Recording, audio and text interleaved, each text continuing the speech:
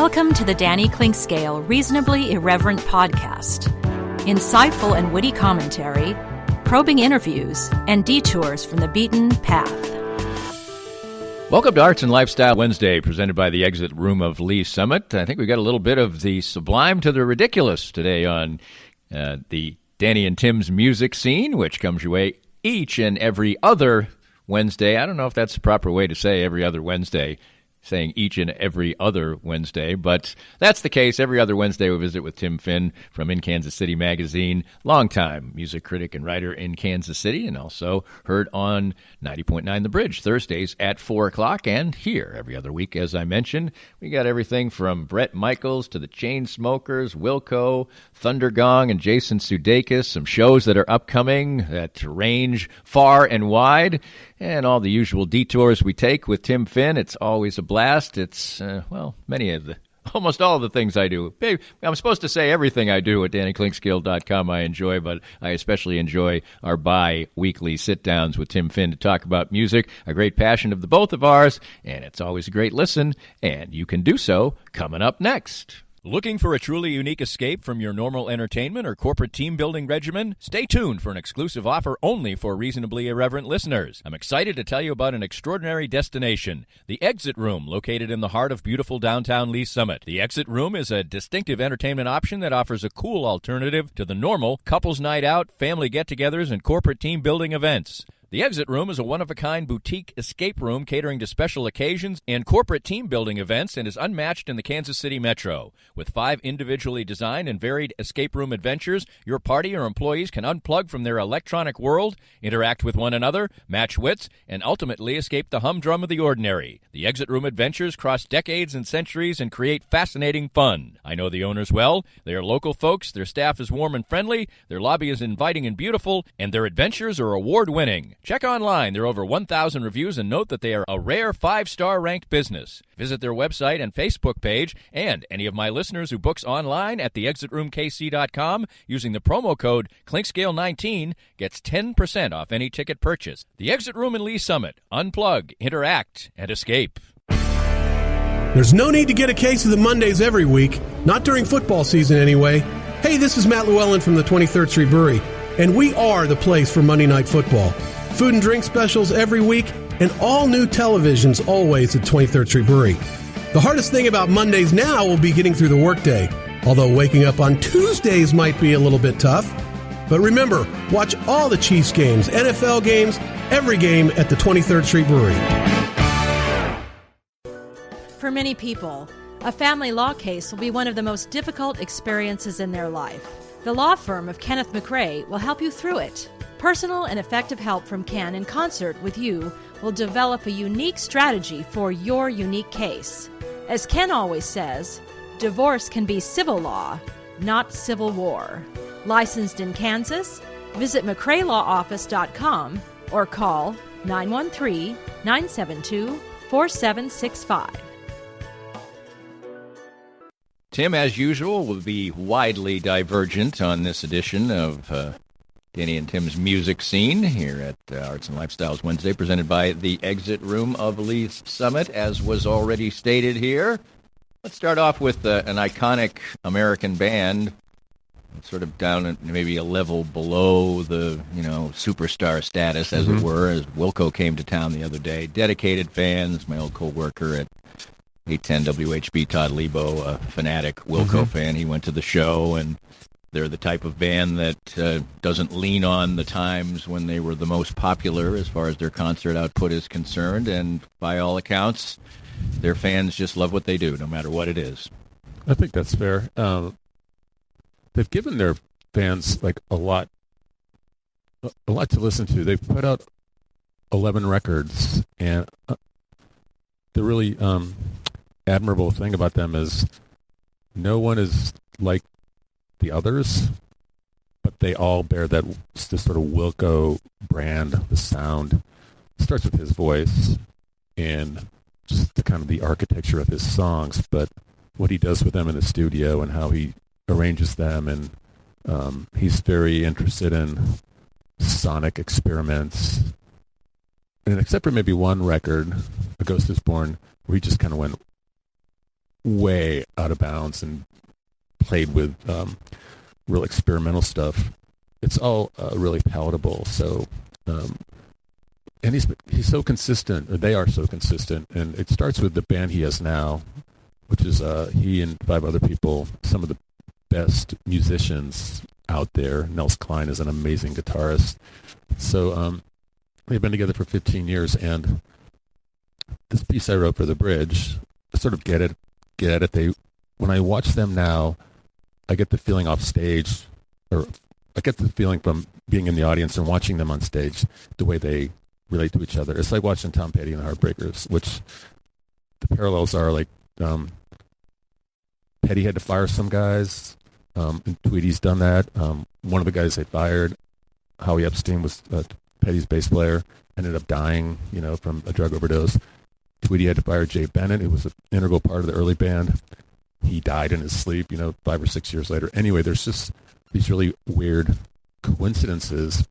But now, Tweedy's the leader, but you go to see the entire band because you're really familiar with them and their contributions to their sound. And yeah, Sunday's show was, as I wrote in my review, it wasn't for the casual fan. I don't know if they have any casual fans, but right. They didn't play a lot of favorites. They played No Uncle Tupelo, which is, I think, the first time that's ever happened, and I've seen Wilco probably 10 times. But it was all right because you pretty much like every song they do. And it was, I've had some people say it was the best they've ever seen of them, and I haven't really sorted through that, but it's probably in my top 3 because they've been on hiatus for a couple of years, and you can tell. He said this, and I related this quote. He said, I said in that piece I wrote, he's like, they're just so happy to be back together and be on stage because they're really close friends, and it almost feels like a band that broke up and is back together again, although they didn't. And you get that sense of camaraderie and love from the stage. Well, to me, that's important. I mean, you can see a band that doesn't have that, and they can be effective, like the Eagles or something. But to see people genuinely enjoying each other, stepping it back and smiling as somebody plays a lead and things like that, to me, that's very important. Right. You see those little inside jokes going on stage. Yeah. Speaking of the Eagles, I remember the last time I saw them, the show ended, and I was ready to leave the Sprint Center, and I bolted and got out, and I was leaving, going down Grand South, when these 5 or 6 huge black SUVs, they were all leaving individually. There's no, hey, let's hang out, and it's like, yeah, I'll see you at the next show, bye. And boy, you can get that sense from them on stage too. Yeah, back the Red Sox, when they had good teams in the 70s and 80s, there was a phrase that they used for them: 25 guys, 25 cabs. And I guess the Eagles kind of fit that. But and hey, if they play good music or whatever, Fleetwood Mac has fallen into that category at times, as you've seen them, and they're like gigantically spaced on the stage, and so it can be okay, but it's a lot more fun when the people seem to truly be having a great experience up on stage. Although Tom Petty and the Heartbreakers, all the guys were so stoic that you did get the feeling they were enjoying playing with each other, but there wasn't much outward stuff with them either. No, they are. I mean, they're just kind of reserved. Yeah, I would say. But you also knew that. I mean, Mike Campbell went back with Petty to the days of Mudcrutch, like back in Florida. Right. Like those guys have been together forever, and they look like brothers. They act like brothers, brothers who love each other. So what was your overall? Did the fans seem that, even though 8 of the 11 new songs off the new album were good, there was no sense of disappointment in the crowd for Wilco at all? No, it's at the Midland, and I always stand back. Just so I can see, and the sound is usually better because it's near the soundboard. But there's always people talking at every show, and that didn't really disrupt the music when they were playing, but it was between songs, and he talks and he says funny stuff, and at times it was hard to hear what he was saying, which is, I actually, for the first time in a long time, told someone to be quiet. Shut it? Yes. It shocked my wife because... But it worked. They moved, They maybe didn't shut up, but they moved. Right. I said, I'm trying to listen. If you're not, why don't you move, or something like that, And they did. But then somebody else just moves in and starts talking, and it's like, I don't quite understand. You're paying really good money to see a show. Ostensibly, you're a fan, and maybe especially between the songs, that's when you get a little engagement. For some bands, they don't speak that much, so you kind of treasure it when they are. And right. Well, you could talk to your buddy tomorrow, right, or step outside, but you can't listen to Jeff Tweedy. And he's funny too. That's the other thing. What he says is usually witty, wry, and self-deprecating. And I posted this video that week leading up to the show. You can Google this. It's on YouTube. Jeff Tweedy yells at bands for talking. It's just hilarious. Like he's telling people, "Why are you here? What am I doing wrong? If I can make the show better." And then he just goes, "Could you just shut up for once in your bleeping life?" And the place went nuts, Right. And somebody goes, "Well, it's hard to hear back here." And he goes, "Because you're talking." Right. So yeah, he's been a real advocate for that. I mean, I've seen him do it live once, where he was telling people up front, "Stop being jerks. You're jostling people around. You're acting like an idiot. I'm not going to continue till you stop." So he's a real advocate for his fans who just want to go and enjoy the show and respect each other. Yeah. Well, respecting each other and having a joyous time was certainly the case for the Chainsmokers and a big 12,000 crowd. Kind of music that I think maybe you nor I maybe embrace, but they have a huge following. It may not last a long time, but right now they give the fans what they want. Which is a really diluted, poppy version of electronic dance music, or EDM. It's very catchy. It's very bass heavy. It was really loud. It was so heavy that the chair I was sitting in was vibrating, and you could feel it in your chest, which is almost to the point of discomfort. And it was like that all night long. And man, it was a spectacle. It was almost overwhelming. There was so much to look at. And as I wrote in this review, I can't even explain why they had this big, huge, round cage in the globe shape. And the singer got in there at one point with his microphone, was climbing around this cage, singing, which was okay, I guess. He wasn't like doing anything acrobatic or anything. It was just a stunt, I guess. And then a few songs later, these 3 motocross cycles come out, and they're doing wheelies and spins on stage, and then they leave. And okay, I'm not sure what the point of that was. It sort of fit the whole mania that was going on in the place.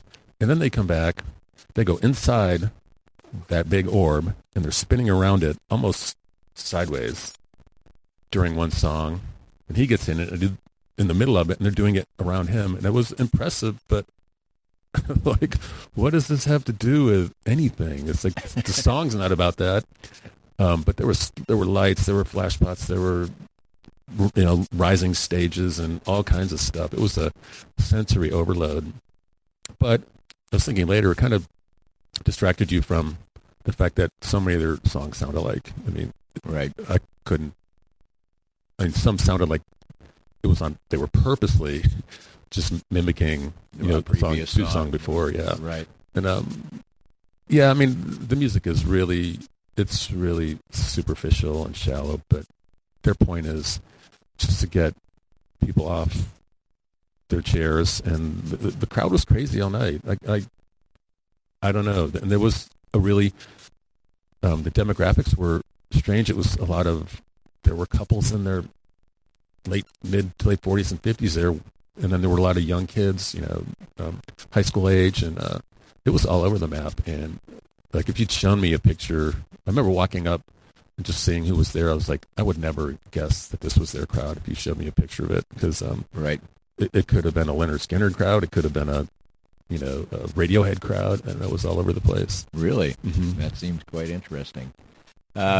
Completely. Now for something completely different. Bret Michaels, former lead singer for the hair metal band Poison, was at the Hometown Heroes tour, and it was dedicated, obviously, to first responders, members of the military around November 11th, and certainly never anything that honors veterans these days is just fine by me. How was it musically? I thought Lita Ford, I liked her the most. She played barely 30 minutes, but I was impressed with her. I'd never seen her, and I remembered a couple of her songs, and she opened, and then Night Ranger came out, and they were fine, although, I mean, they have like 2 songs I like, and they did both of those. You know, Sister Christian, of course, is a classic power ballad, and you were kind of imprisoned by that song in like 1984. It was just, you couldn't get away from it, whether on MTV or the radio. But it's kind of always good to hear that. So they were fine. And then Bret Michaels came on, and man, he looked like, or he acted like he had just chugged, you know, a quart of 5-hour energy or something. Oh, I thought you were going to say a quart of Jack. No, it was the other way. He was so manic. And a little hard to follow, but, you know, did a bunch of Poison songs, and then in the middle of, or towards the end of his set, he brought out Joe Diffie, kind of inexplicably. Yeah, we talked about that in our last one, that Joe Diffie was going to be part of this. So Joe Diffie came out during. Mm-hmm. Yeah, he didn't have his own set. He did 2 songs. Okay. And then he joined them. There was this big, people from all the 2 other bands came out, and they did Sweet Home Alabama. How did they do it? They did it fine. Yeah, I mean, the musicians that were there were good. Yeah. Okay. So it was fine. I was surprised that the crowd was as small as it was, because I thought he would bring in more than. It was hard to tell how empty or full it was, because when I've been in there would have been no chairs on the floor. It's GA standing. Like for Billie Eilish, there were like 5,000 people, but it was wall to wall. They had chairs down, and the floor was probably 2/3 full, but the rest of it was like half empty. So I was guessing at like 1,700 or so. I called the arena, and they said, we do not give out attendance figures. Like, okay, you're going to leave it up to me to guess then, and I'm not going to be flattering. But I know someone who was there said it was 2,500. It didn't look like that to me, but either way. But yeah, with 3 recognizable names, you would figure maybe you'd do a little bit better. Right, and it was on a Sunday night. I don't know if that mattered. And then Bret Michaels announced towards the end of the show that the original members of Poison are going to be out this summer. And then I read this yesterday online. Motley Crue, who definitively quit. Motley Crue, Poison, and Def Leppard are planning to do a stadium tour this summer, which seems ridiculous to me. Well, we'll see. Right. That sounds like arena at best. Oh, yeah. They could fill an arena. Right. But it's not like there are... Most Motley Crue fans are Poison fans. I mean, it's not like they're taking from 3 different populations. Right. It's pretty much the same world. Right. And speaking of that, Cher's coming back for her, at least her 8th farewell tour, because right. the last 4 times I've seen her has been her last. And Elton John is coming back. Oh, really? Yes. I to the thought Sprint Center. Supposedly he was done. Sprint Center in April. And wow. So I just, never believe it's a farewell tour. I agree with that. Absolutely. Yeah. And last weekend at Thunder Gong, which is a mashup of a whole variety of things for good cause, comes, and obviously Jason Sudeikis is the ringleader of that. Give us an idea of what that is all about at many levels. So it's a fundraiser for Steps of Faith Foundation, which was started in Nashville, and one of the founders is a guy named Billy Brimblecom Jr., who was a drummer in a band in Kansas City for a while. He had cancer in his leg. He lost the leg, I guess, right above the knee. So he needed a prosthetic leg. They held fundraisers here for them. This was back in 2006. So then he just realized how expensive this was, because he had insurance, but he still needed like $20,000 to afford the leg. Well, out in Nashville, he met this guy who was... Because I'm going to guess that a prosthetic leg would be perceived as cosmetic by insurance companies. It varies, yes. I mean, I think his insurance covered it, but a lot of them don't, or they fund 15% of it. So a lot of people who need one are either not insured or underinsured. So we got together with this guy who designs the leg, that started this foundation, and he ended up moving back to Kansas City, and that's what he does full time. He's also in the band Summer Breeze. He's the drummer in that. And this is the third Thunder Gong, and it raised over $300,000 this year as it did last year, and it's kind of a variety show. There's some comedy, a lot of cover songs, like Will Forte did. I think he did a Huey Lewis song. They covered a lot of classic rock stuff and 80s stuff, and Ben Harper was there, did a couple of his songs. It's just a lot of fun, and they revived this thing that Sudeikis and Forte used to do on Saturday Night Live called John Bovey, where they do opposite versions of songs. Like last year, instead of Purple Rain, they did Yellow Snow. And what they do is they auction off this chance to whoever wins the auction. You get to pick the song. We will handwrite the lyrics and autograph them, and you come on stage. We'll sing it to you, and then you get the lyrics. And last year, the highest bid was $20,000. It was that again this year. Wow. Some people have money to throw around, I guess. And what was the song this time? What did they do? Well, I'll think of it. I'm putting you on the spot. Yeah, I did. Because, that's going to make me a little crazy. Anyway, it was good. The Yellow Snow was the best of the three that they did. And anyway, at the end, they were at I think the final tally was like $293,000. And Winona Ryder, who was there, her husband is also a drummer with a prosthetic leg. And he's part of the Steps of Faith Foundation, and he and Billy are good friends. So she said, we're going to kick in $5,000. We're going to get this over $300,000. And by the end of the night, they had cracked the $300,000 mark. So it was a huge success. And last year, they helped about 100 people, which is a lot. And they make it clear. You watch these videos, testimonials from people who get one, and just how it completely changes their life. They can work again. They can play with their kids again. And they're not bound to a wheelchair. So it's really important, and it really it helps people profoundly. The other night, Saturday night, I went to the Folly Frolic, which they have as an annual thing, and it raises money for the Folly, and Hot Sardines played. Mm-hmm. Have you ever seen them? No, but I know who they are. Yeah. It was quite good. I mean, I think it definitely wouldn't be for everyone, but it was they do 20s jazz basically, and they have the musicianship is outstanding. But there's one added element that I think some people think is great and some people think is less. They have a tap dancer on stage. Oh, nice. The whole time, and he sits much of the time and taps a little bit. Sometimes he just sits, and then he does some full-on numbers. But he has this spastic style that I think is supposed to look 20s-ish, and you can either find it, I guess, endearing or off-putting. Distracting. But it was a cool event. There was a lot of people there, and always like to get a mention in for the Folly Theater. It's a great venue, and it's outstanding acoustics. They revive kind of like the Django Reinhardt kind of jazz, 20s kind of, but not Django's more guitar based, and they do some French numbers that the guy who's the clarinetist also, and he's great. I mean, he's a really great clarinetist, but he'll play that type Django Reinhardt type of guitar in those, and she, the singer, is a lady, and she's French.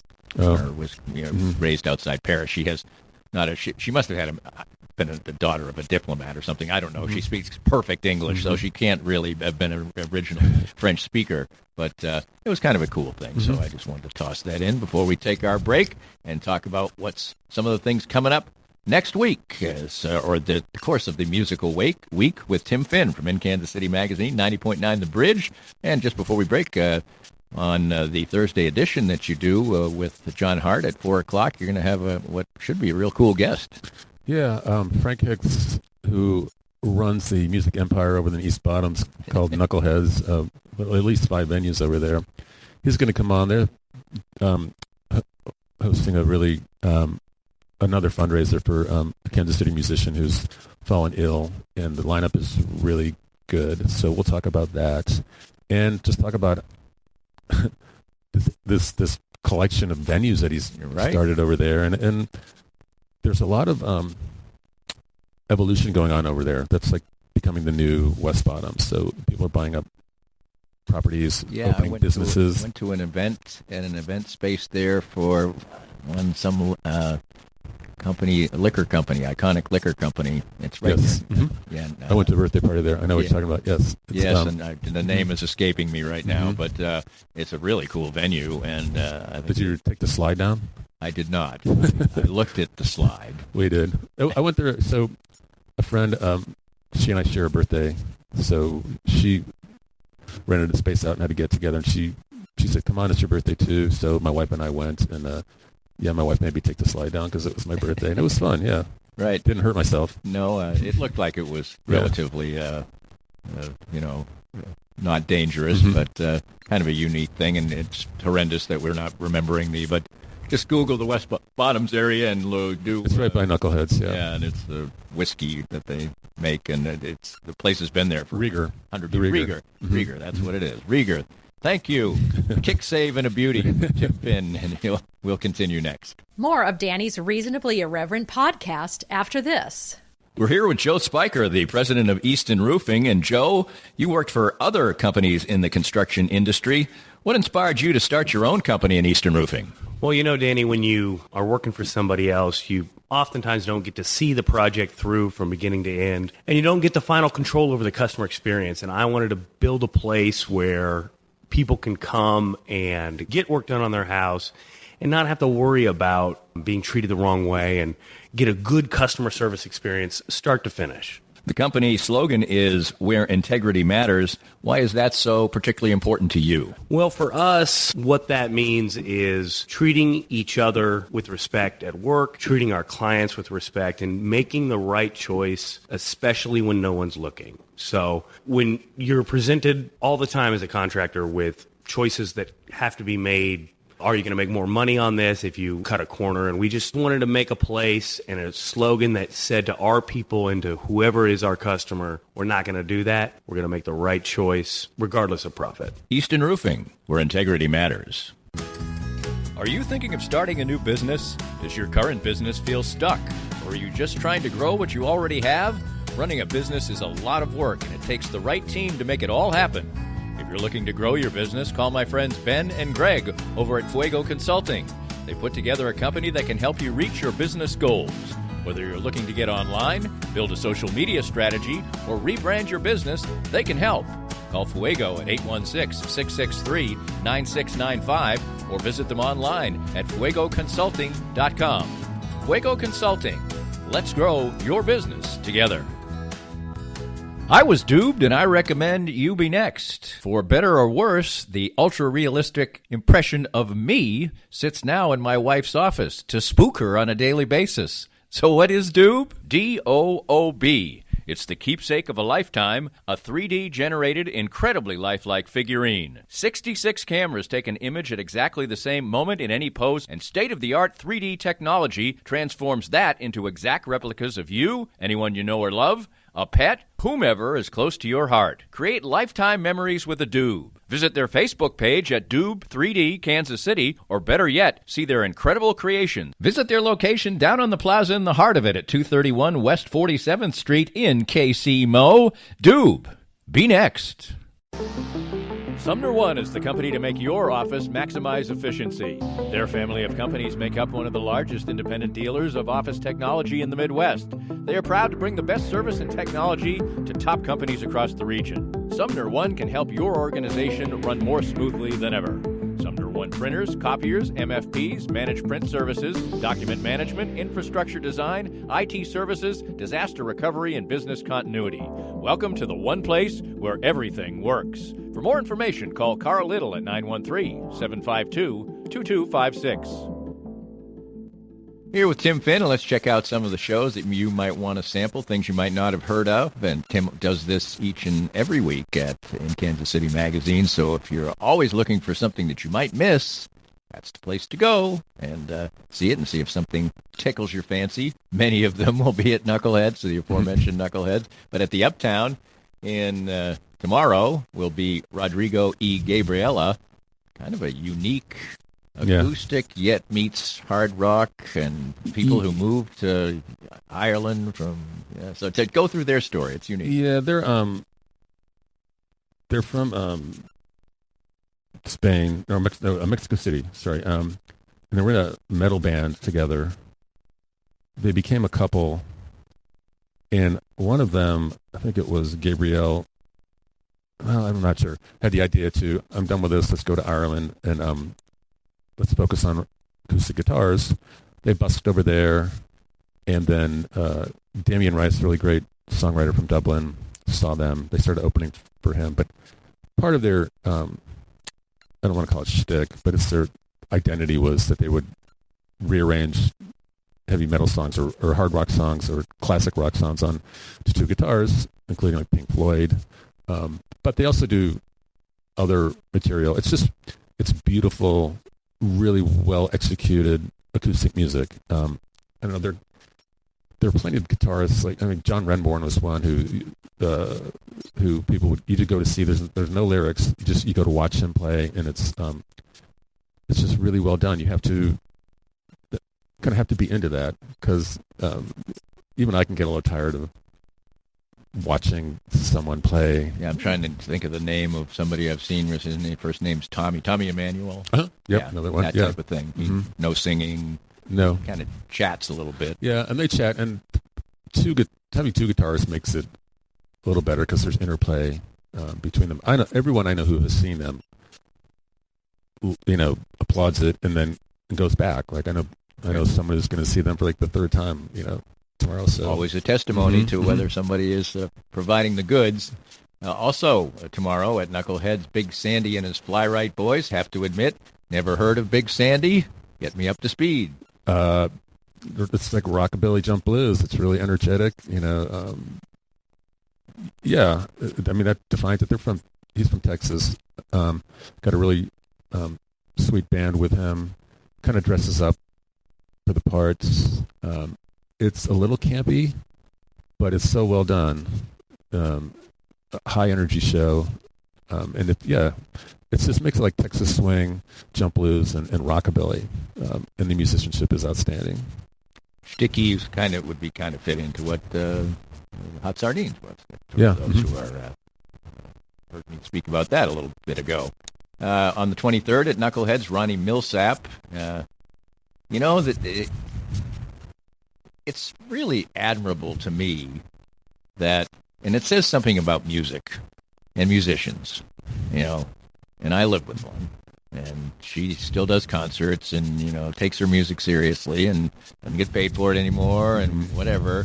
But we're talking about Ronnie Millsap was the deal. Mm-hmm. I mean, and for him to continue to do what he does, and some people would say, wow, Ronnie Millsap's playing at Knuckleheads. What's going on, But people want to play their music. They want to keep doing it, and their fans who persist want to see him. Well, and I mean, you can make a good living playing to 500 people 3 or 4 times a week. There's nothing wrong with it. The thing about him is, growing up, I listened to virtually no country music except what sort of got, inside my wheelhouse, just accidentally. I listened to... Yeah, there was some top 40 crossover back in the day. Glenn Campbell, Johnny Cash, but Charlie Rich. But, Ronnie Millsap was the guy who, every time I heard one of his songs, I liked it. And I didn't really consider it country, like I thought like George Jones and Tammy Wynette or anything from Hee Haw. So, he was a definite crossover star into mainstream top 40 music. And just 40 number one songs in the country charts. No one's, I don't know, maybe Garth does that, but I doubt it. I don't think he's 40. But yeah, he was huge.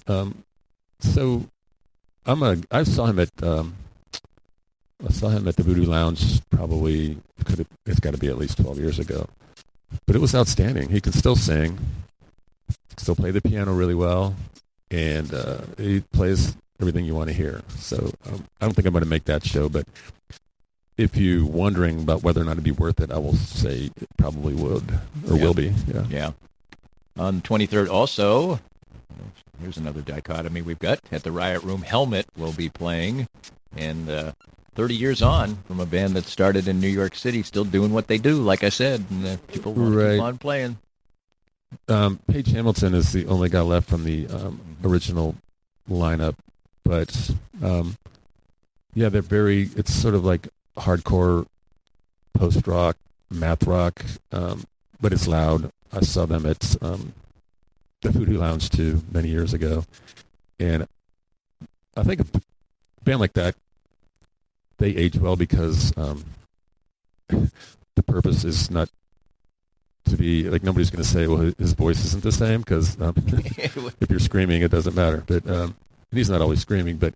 No, they were a really influential band when they started in the late, I think right at the turn of the decade, 89, 90, and they still have a lot of huge fans. It'll be, what I remember about seeing them was mostly guys.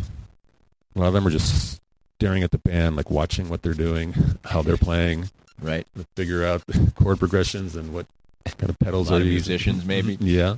Mm-hmm. Or would-be musicians, music nerds. Yeah. So yeah. I mean, if that's what you're into, and it's at the Riot Room if you want to go get there early, because the room is set up weirdly. So if you're in the back, not only you're in the back, but you're lower than people in the front, right. So it can be hard to see. And God, I can't imagine how loud it's going to be in there, because it's not a big room. And I can have a little fun with this one, I guess. This definitely is not my thing. Mannheim Steamroller. Nope. But they have some people who think it's the coolest thing since sliced bread.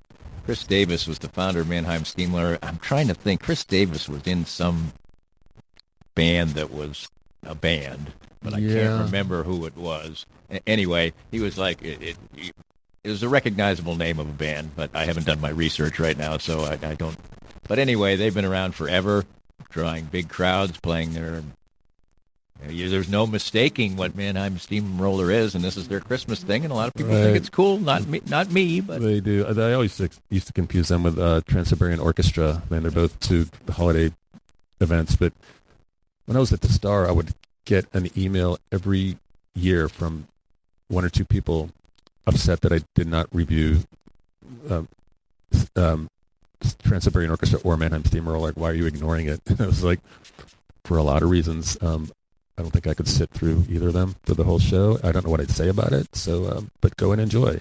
Yeah, I'm sure that. And I'm at the Kauffman Center. At least you're going to be in a really swanky environment. That's true, and that's always. And I still haven't found out. Oh my God, Chris Davis was C.W. McCall. Oh, that's right. Yeah, who did what's the Convoy? The Seed Breaker. Yeah.